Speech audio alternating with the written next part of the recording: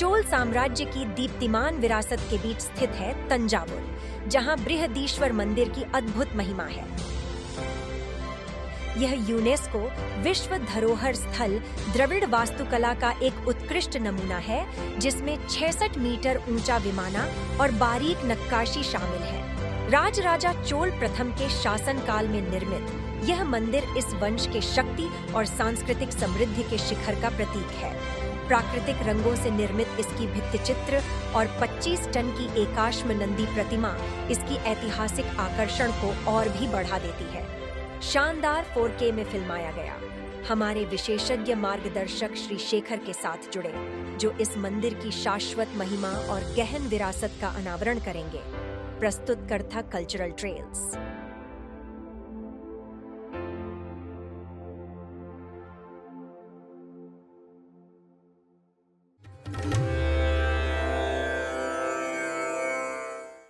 जिस भाषा में आप देख रहे हैं उसके अलावा हमारी वीडियो अन्य भारतीय भाषाओं जैसे तमिल, मराठी, बंगाली और अन्य भाषाओं में उपलब्ध है या होने की प्रक्रिया में है। इसके अतिरिक्त यह अंग्रेजी, फ्रेंच, जर्मन और अन्य भाषाओं में भी उपलब्ध है। अपने पसंदीदा भाषा में देखने के लिए हमारे चैनल पर जाएं, जहां हमने भाषा के अनुसार चैनल सूचीबद्ध किए हैं। नमस्कार, मेरा नाम शेखर है। इस मंदिर में एक पेशेवर टूर गाइड के रूप में मैं पिछले 26 वर्षों से सेवा प्रदान कर रहा हूं। जिस स्थान पर हम खड़े हैं वह थंजावुर है। यह चोल राजाओं की राजधानी है, जैसा कि भारतीय इतिहास में दर्ज है। पांडिचेरी से त्रिची तक चोल राजाओं ने 350 किलोमीटर से अधिक क्षेत्र पर शासन किया। राजा चोल का असली नाम अरुलमोलीवर्मन था। उनका एक पुत्र था जिसका नाम राजेंद्र चोल था। उनका एक पोता था जिसका नाम राजा द्वितीय था।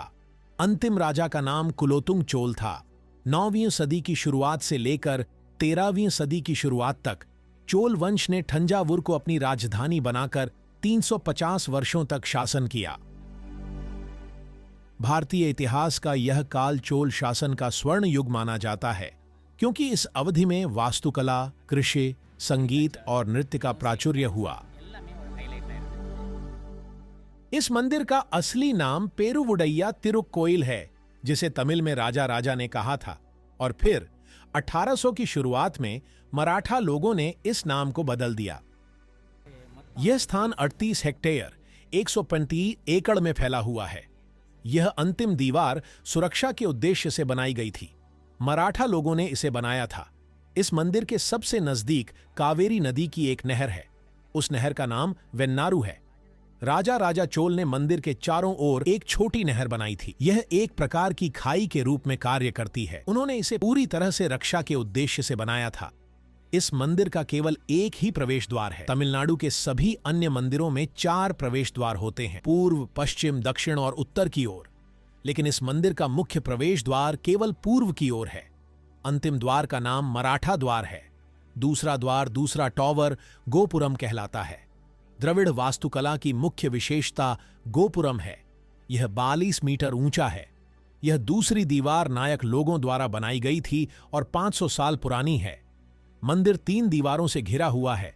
अंतिम दीवार 300 साल पुरानी है, दूसरी दीवार 500 साल पुरानी है, लेकिन मुख्य दीवार 1000 साल पुरानी है। आज हम इस मंदिर को बृहदेश्वर कहते हैं। एक समय में इसे केवल पेरुवुडैयार मंदिर कहा जाता था। पेरुवुडैयार भगवान शिव के नाम को समर्पित है। पेरुम का मतलब बड़ा और उड़ैयार का मतलब संबंधित होता है। आज इसे संस्कृत में नाम बदलकर बृहदेश्वर कहा जाता है। बृहद का मतलब विशाल और ईश्वर का मतलब भगवान शिव होता है। मंदिर का प्रबंधन केंद्रीय सरकार भारतीय पुरातत्व सर्वेक्षण के अधीन है। 1996 में यह मंदिर यूनेस्को विश्व धरोहर स्थल बन गया। इस कारण आज विदेशी लोग और अन्य धर्म के लोग भी गर्भगृह में प्रवेश कर सकते हैं। इसलिए विदेशी पर्यटक इस मंदिर को देखने के लिए उत्साहित होते हैं। वे शिवलिंगम देवता के दर्शन कर सकते हैं, इसकी अवधारणा को समझ सकते हैं और अंदर किए जाने वाले अनुष्ठानों को देख सकते हैं। यह अनोखा अनुभव उन्हें बहुत आनंदित करता है। यही इस मंदिर की एक विशेषता में से एक है। इसकी ऊंचाई 42 मीटर है। इस गोपुरम का नाम केरलांताहन गोपुरम है। राजा राजा चोल ने इसे कोयम्बटूर, पालक्काड, तमिलनाडु और केरल की सीमा पर शासन करने वाले चेरा राजा पर अपनी विजय के उपलक्ष्य में बनवाया। ये गोपुरम 1000 साल पहले खड़ा किया गया था। आज भारतीय पुरातत्व सर्वेक्षण ASI, यूनेस्को और स्थानीय सरकारें मिलकर इस मंदिर का प्रबंधन करती हैं। प्राचीन समय में सीमेंट उपलब्ध नहीं था। इसके बजाय वे एक मिश्रण का उपयोग करते थे जिसे अंग्रेजी में स्टूको और तमिल में सुनबु कारै कहा जाता है। इस मिश्रण में चूना पत्थर का पाउडर, ताड़ के पेड़ का गुड़, अंडे की सफेदी और 3 प्रकार की गोंद, जिसमें रबड़ के पेड़ की गोंद शामिल थी, का उपयोग किया जाता था।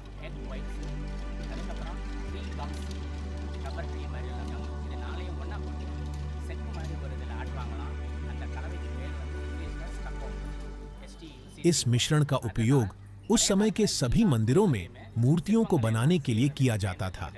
इस मंदिर की हर मूर्ति इसी सामग्री से बनी है।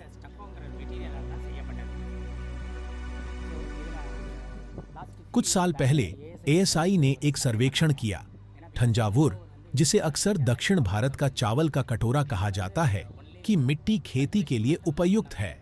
हालांकि इस मंदिर को बनाने के लिए राजा राजा को बहुत अधिक मात्रा में ग्रेनाइट की आवश्यकता थी। ग्रेनाइट को पुडुकोट्टई से, जो लगभग 50 किलोमीटर दूर है, से लाया गया। पत्थरों को लकड़ी के रोलर्स और हाथियों की मदद से स्थानांतरित किया गया और इस निर्माण के लिए 63,000 टन से अधिक ग्रेनाइट का उपयोग किया गया। उदाहरण के लिए, बेसमेंट पूरी तरह से ग्रेनाइट से बना है। मंदिर में उत्तल और अवतल पत्थरों का एक इंटरलॉकिंग सिस्टम दिखाया गया है, जो एक दूसरे में लॉक हो जाते हैं, जिससे कोई भी हिलचाल नहीं हो सकती।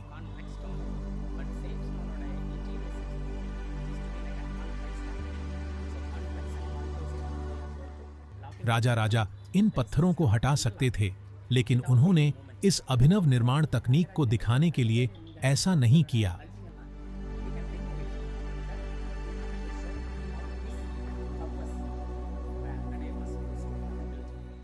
कुछ लोग गलती से मानते हैं कि ये पत्थर चढ़ाई के लिए थे, लेकिन वे मुख्य रूप से मंदिर के निर्माण में उपयोग किए गए इंटरलॉकिंग सिस्टम को प्रदर्शित करते हैं। यह बृहदेश्वर मंदिर थंजावुर का मानचित्र है। प्रवेश द्वार पर 2 स्तंभ हैं, जो प्रत्येक एक ही पत्थर से बने हैं। एक स्तंभ 13 मीटर ऊंचा है, जिसमें 1 मीटर की नींव नीचे है, जिससे इसकी कुल ऊंचाई 14 मीटर हो जाती है। प्रत्येक स्तंभ का वजन 10,000 किलो या 10 टन है।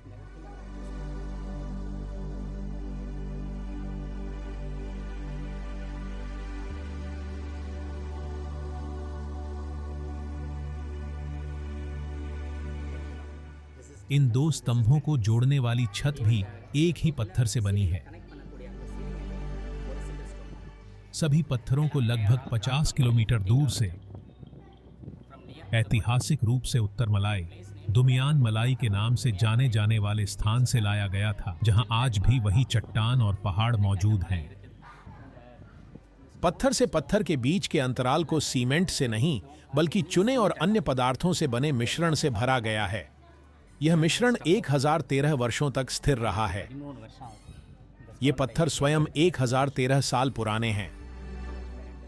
इन 2 द्वारों के प्रवेश पर नृत्य मुद्रा में 2 बड़ी मूर्तियां हैं। ये मंदिर के द्वारपालक हैं, जो इसे संरक्षित करते हैं। ऐसा माना जाता है कि ये सभी बुरी आत्माओं या नकारात्मक ऊर्जाओं को रोकने के लिए पर्याप्त शक्तिशाली हैं, जैसा कि हमारे आध्यात्मिक साहित्य और विश्वासों में वर्णित है। हम सामान्यतः इन्हें द्वारपालक कहते हैं, लेकिन शिव मंदिरों में विशेष रूप से इन्हें संडा और मुंडा कहा जाता है। विष्णु मंदिरों में इन्हें जय और विजय के नाम से जाना जाता है।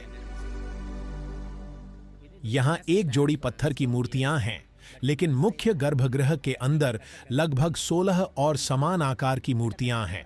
इस प्रकार राजा राजा चोल द्वारा कुल 18 द्वारपालक मूर्तियां प्रत्येक द्वार और प्रवेश पर बनाई गई थीं।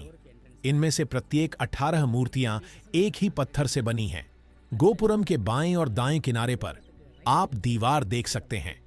इस दीवार पर राजा राजा चोल के समय से अनेकों नंदी बैठे हुए हैं। ये ग्रेनाइट की कृतियां भी राजा राजा चोल के समय की हैं। मंदिर के चारों ओर की यह पहली दीवार 1000 साल पुरानी है।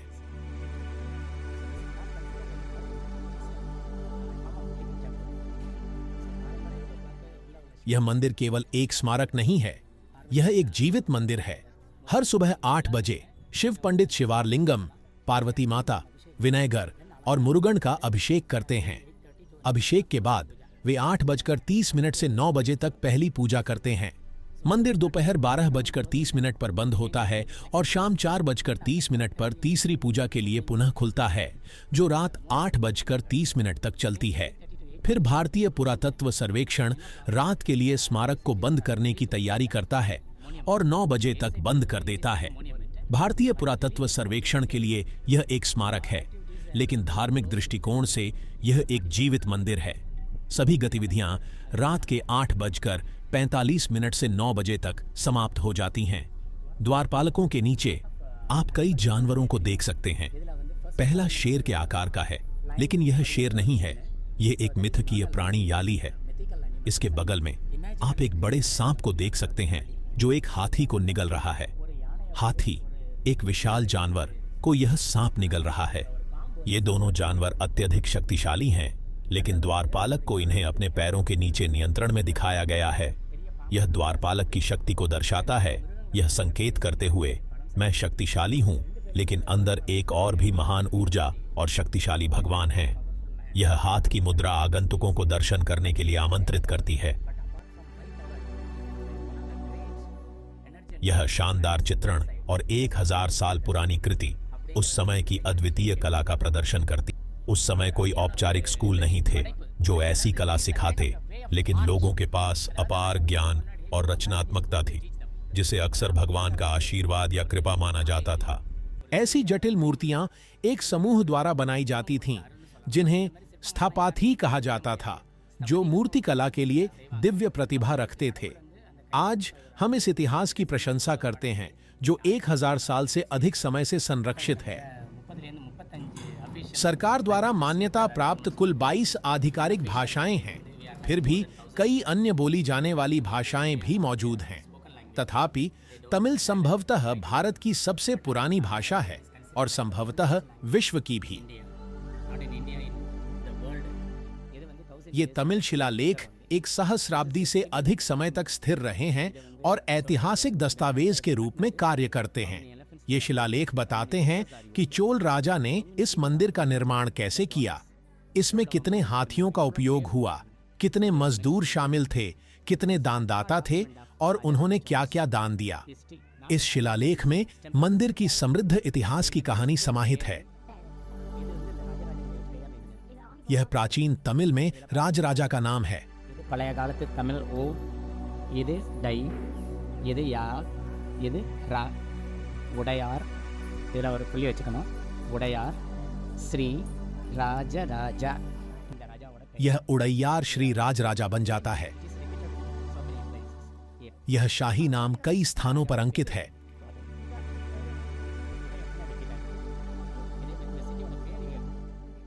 यह शहर का नाम थंजावुर है। इस खंड में दिखाया गया है जा सा वो रे ता इन चा वो यर। कि राजा राजा चोल ने इसे 1000 साल पहले कैसे संदर्भित किया था और आज भी यह नाम बना हुआ है। इसी प्रकार तमिल में केले के लिए शब्द वालायपालम यहां अंकित है।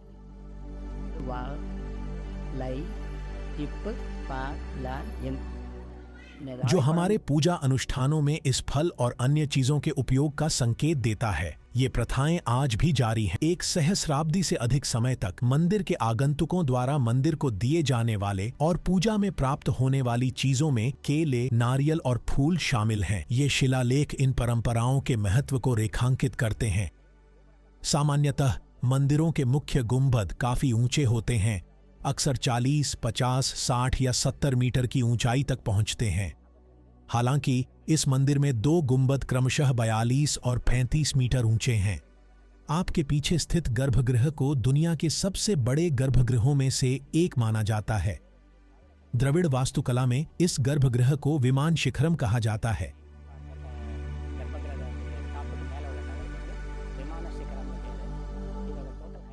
गर्भगृह के ऊपर के टॉवर की कुल ऊंचाई 65 मीटर या 216 फीट है। पूरा ढांचा ग्रेनाइट से बना है, जिसमें बाहरी सजावट स्टुको में की गई है।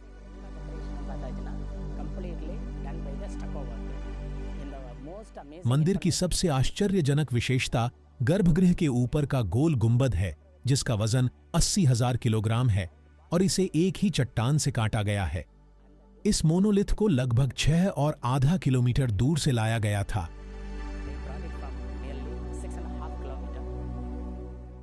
राजा राजा के पास एक मुख्य वास्तुकार और इंजीनियर थे, जिनका नाम केरलंदान पेरुंतच्चन था।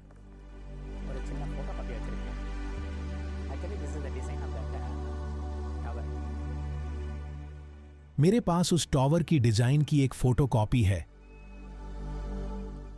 पूरी ऊंचाई 65 मीटर है।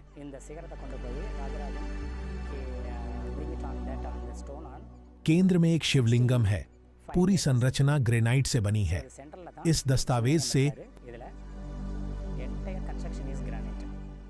उनके उपयोग किए गए तरीकों की एक झलक मिलती है।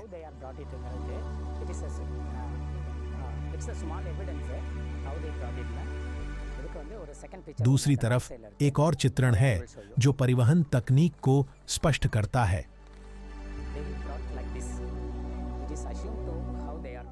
यह माना जाता है कि उन्होंने लकड़ी के रोलर्स के साथ 6 किलोमीटर की ढलान का उपयोग किया और हाथियों ने पत्थर को इंच दर इंच ऊपर खींचा। एक बार जब पत्थर शिखर तक पहुंच गया तो कारीगरों ने तराशने का काम शुरू किया। यह यहाँ की सबसे उल्लेखनीय इंजीनियरिंग उपलब्धियों में से एक है। 1013 वर्षों से अधिक समय तक वह पत्थर संरचना के ऊपर टिका हुआ है। नंदी मंडपम, जिसे 15वीं से 16वीं शताब्दी के दौरान विख्यात विजयनगर शासकों द्वारा निर्मित किया गया था, उनकी वास्तुकला कौशल का एक प्रमाण है। विशाल नंदी प्रतिमा, जो एक एकल पत्थर से नक्काशी करके बनाई गई है, का वजन लगभग 25 टन माना जाता है। नंदी मंडपम की छत पर मराठा कलाकारों द्वारा निर्मित अद्भुत भित्ति चित्र सजाए गए हैं। इन भित्ति चित्रों, जिन्होंने वैश्विक प्रशंसा प्राप्त की है, में सब्जियों, फूलों, पत्तियों, पत्थरों और फलों से प्राप्त प्राकृतिक रंगों का उपयोग किया गया है और केंद्रीय सरकार द्वारा उनके मूल चमक और अखंडता को बनाए रखने के लिए सावधानीपूर्वक संरक्षित किया गया है। ऐसे भित्ति चित्र महाराष्ट्र में प्रसिद्ध अजंता एलोरा और उत्तर भारत के जोधपुर और जयपुर जैसे समृद्ध महलों में देखे जा सकते हैं। हालांकि ऐसे अद्भुत चित्रण दक्षिण भारत के विभिन्न हिस्सों में भी प्रचलित हैं, विशेष रूप से भव्य बृहदीश्वर मंदिर में।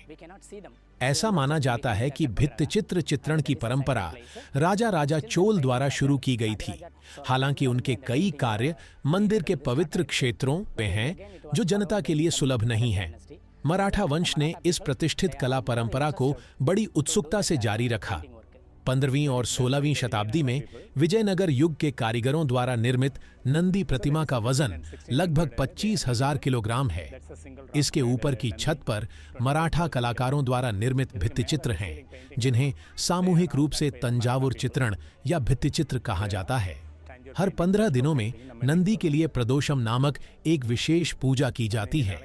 इस शुभ दिन पर शहर के सैकड़ों भक्त अभिषेकम में भाग लेते हैं, अपने प्रार्थनाएं और योगदान अर्पित करते हैं।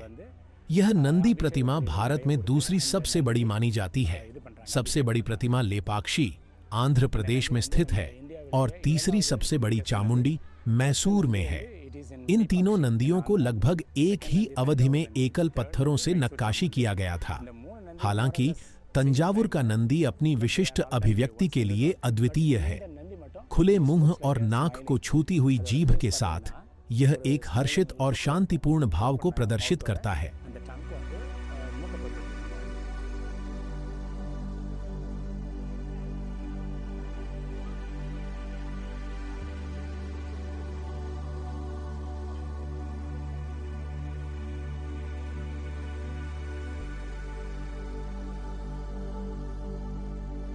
மரம் ஒன்று இங்கே இருக்குது. இந்த மரத்தோட வயசு வந்து 280 வயசு. यहाँ एक प्राचीन पेड़ है जिसे वन्नी मरम के नाम से जाना जाता है, जिसका अनुमानित आयु लगभग 280 वर्ष है। इस पेड़ को कोविल थलाविरिशकम के नाम से भी जाना जाता है और यह मंदिर परिसर में महत्वपूर्ण आध्यात्मिक महत्व रखता है। मंदिर के पवित्र परिसर के भीतर एक छोटा मंदिर देवी वाराही को समर्पित है। ऐतिहासिक दस्तावेजों के अनुसार वाराही राजा राजा की प्रिय देवी थीं। ऐसा माना जाता है कि युद्ध पर जाने से पहले राजा राजा अपनी तलवार उनके सामने रखते थे और उनकी दिव्य अनुमति प्राप्त करते थे। उनकी कृपा प्राप्त करने के बाद वे कई युद्धों में विजयी हुए।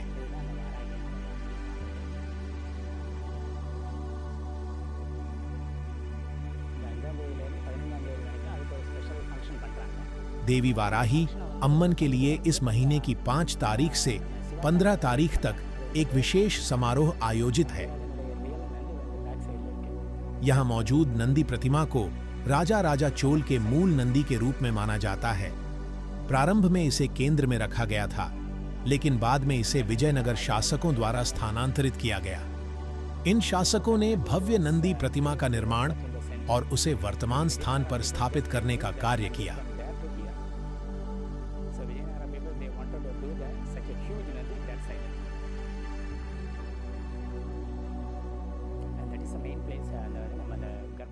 गर्भगृह का मार्ग कई मंडपों से होकर गुजरता है। अर्धमंडपम, ध्यान मंडपम और 2 अन्य। भक्तों को गर्भगृह में स्थित देवता की मूर्ति तक पहुंचने के लिए इन 4 मंडपों से गुजरना पड़ता है। इस पवित्र स्थान के हर कोने पर द्वारपालक, मंदिर के रक्षक स्थित हैं, जिनकी कुल संख्या 18 है और ये जोड़े में स्थित हैं। पूरे हिस्से सीढ़ियों से लेकर पूरे भवन तक, पूरे गलियारे, अंदर के गलियारे, गोल दीवार, उसके ऊपर नंदी, पहला गोपुरम और दूसरा गोपुरम सभी राजा राजा चोल के काल के हैं। 18-20 वर्षों की अवधि में उन्होंने इन निर्माणों को पूरा किया। ऐतिहासिक दस्तावेजों के अनुसार जब राजा राजा को ये पत्थर मिले तो रैंप का निर्माण और पत्थर स्थापित करने केवल 6 साल लगे। यह एक महत्वपूर्ण बात है क्योंकि आज भी उन्नत तकनीक के बावजूद ऐसे कार्य आश्चर्यजनक रहते हैं, परंतु यहाँ ये अद्भुत निर्माण मौजूद हैं।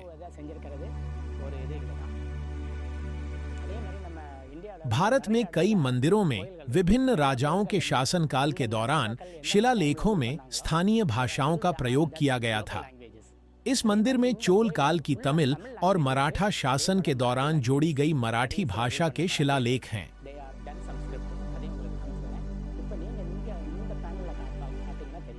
इस पैनल पर आप तमिल शिलालेख देख सकते हैं।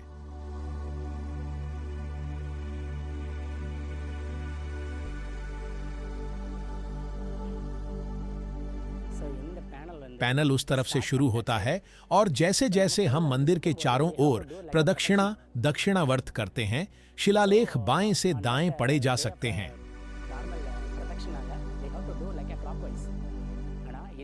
पूरी कहानी पढ़ने के लिए व्यक्ति को पैनल का अनुसरण अप्रदक्षिणा वामावर्त दिशा में करना होगा। ऐसे विस्तृत तमिल शिलालेख इस मंदिर तंजावुर पेरिया कोयल में अद्वितीय हैं।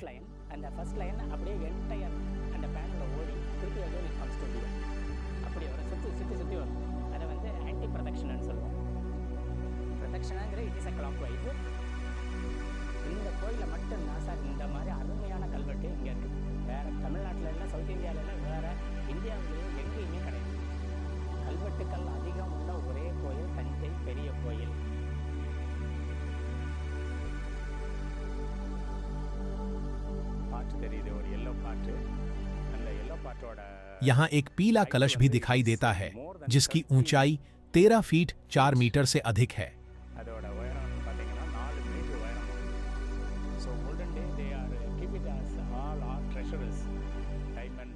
प्राचीन काल में इसमें हीरे और माणिक जैसे खजाने रखे जाते थे, जो राजा राजा के शासनकाल के दौरान राज्य की समृद्धि का प्रतीक था। इसी तरह आज भी यहाँ अरिसी, चावल, नल्लू और अन्य अनाज संरक्षित और भंडारित किए जाते हैं। आपदा की स्थिति में इन अनाजों को किसानों को खेती के लिए वितरित किया जा सकता है। यही कलश का महत्व है। हर 12 साल में एक बार कलश को पवित्र जल से शुद्ध किया जाता है और कुंभ अभिषेक किया जाता है, जिससे मंदिर को नकारात्मक ऊर्जाओं से मुक्त करने और सकारात्मक शक्तियों से भरने की मान्यता है।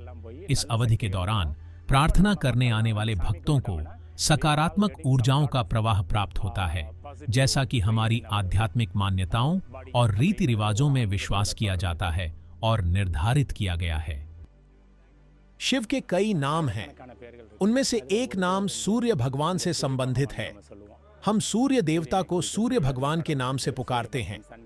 देवता की नाक और उंगलियां 1500 के आसपास आक्रमणकारियों द्वारा क्षतिग्रस्त कर दी गई थीं। भगवान की कृपा से मुख्य गर्भगृह को कोई नुकसान नहीं हुआ। इसी वजह से इसे एक जीवित मंदिर माना जाता है। यह गणपति गणेश मंदिर है। हमने पहले राजा राजराज चोल द्वारा लगभग 1014 साल पहले बनाए गए शिवलिंगम मंदिर को देखा था। यह गणेश मंदिर अधिक हाल का है, जो लगभग 150 साल पहले मराठा काल के दौरान बनाया गया था।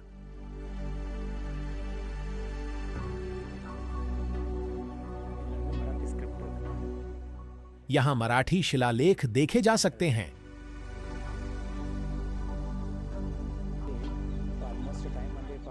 अब लगभग 11:30 बजे हैं।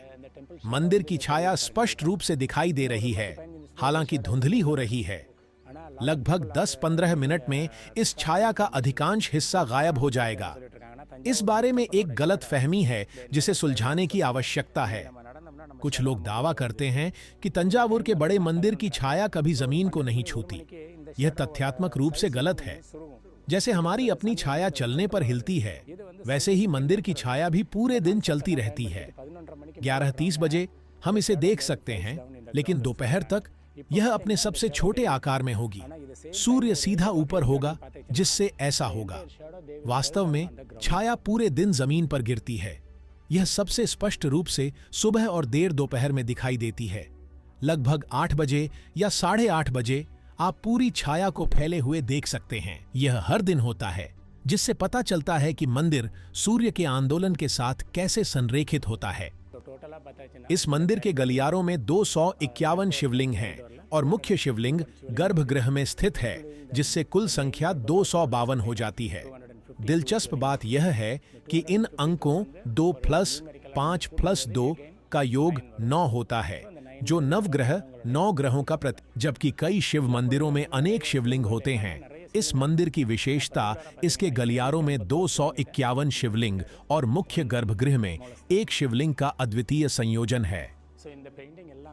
मंदिर की दीवारों पर सजाए गए चित्र मराठा काल के हैं। ये सब्जियों से बने प्राकृतिक रंगों का उपयोग करके बनाए गए हैं, जो जैविक रंगों का उपयोग करने में कलाकारों की कुशलता को दर्शाते हैं। ये चित्रण फ्रेस्को पेंटिंग्स के रूप में जाने जाते हैं, जिनके बारे में हमने पहले बात की थी।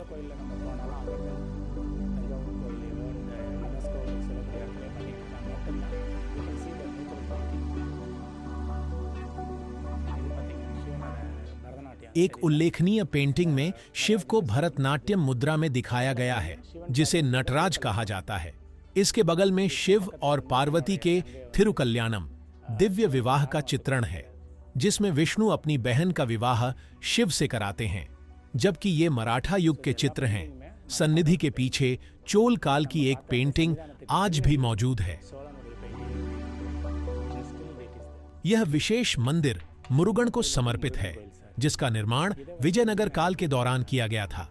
नंदी मंडपम में नंदी की मूर्ति और यह मुरुगन मंदिर दोनों विजयनगर युग की जोड़े हैं। विशेष रूप से राजा राजा चोल के समय केवल शिवलिंग ही मौजूद था और उसकी पूजा की जाती थी। उस समय मंदिर परिसर बड़े पैमाने पर एक खुली जगह थी। ये 15वीं और 16वीं शताब्दी के दौरान विजयनगर काल के समय की नक्काशियां हैं, जो कर्नाटक के हम्पी में पाई जाने वाली शैली के समान है। ये नक्काशियां अत्यधिक एकीकृत और विस्तृत हैं, जो उस युग की शिल्प कला को दर्शाती हैं।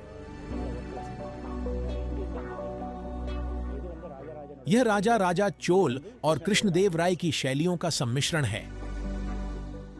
पूरा मंदिर एक रथम की तरह दिखता है। यहाँ एक घोड़े की मूर्ति है और दूसरी मूर्ति इसके विपरीत दिशा में स्थित है, जिससे दूर से देखने पर यह निर्माण एक रथ जैसा लगता है।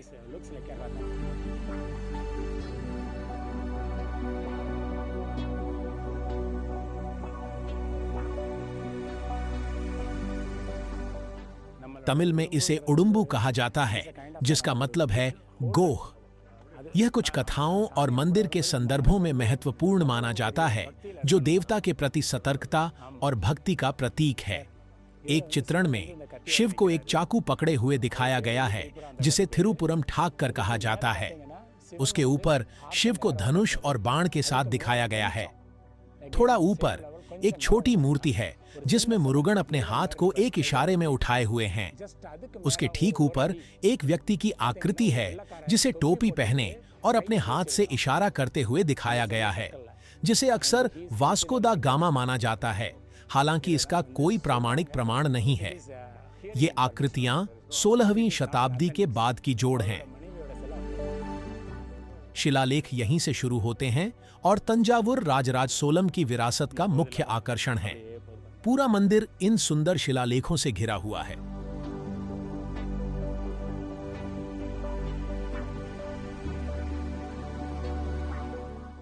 हमारे साथ भव्य बृहदेश्वर मंदिर की खोज में समय बिताने के लिए धन्यवाद। कल्चरल ट्रेल्स में हमारा लक्ष्य आपको ऐसा अनुभव प्रदान करना था जो वहां व्यक्तिगत रूप से होने जैसा लगे। हमने व्यापक कोण लेंस और 4K कैमरों का उपयोग करके हर फ्रेम में हमारे गाइड और मंदिर दोनों को कैप्चर किया और पैनिंग और टिल्टिंग तकनीकों का उपयोग करके प्राकृतिक मानव आंखों की गति का अनुकरण किया। हमने परिवेशीय ध्वनियों को सावधानी पूर्वक बनाए रखा ताकि आपका अनुभव और भी जीवंत हो। हमारी टीम अनुवाद को लगातार सुधारने और सबसे सटीक संदर्भ और अर्थ प्रदान करने के लिए प्रतिबद्ध है। हमें उम्मीद है कि इस दृष्टिकोण ने आपको तंजावुर की समृद्ध विरासत के और करीब ला दिया है। हमारे चैनल पर अधिक सांस्कृतिक और विरासत कहानियों के लिए बने रहें। अगले समय तक कृपया अपना ध्यान रखें और स्वस्थ रहें। अब के लिए अलविदा।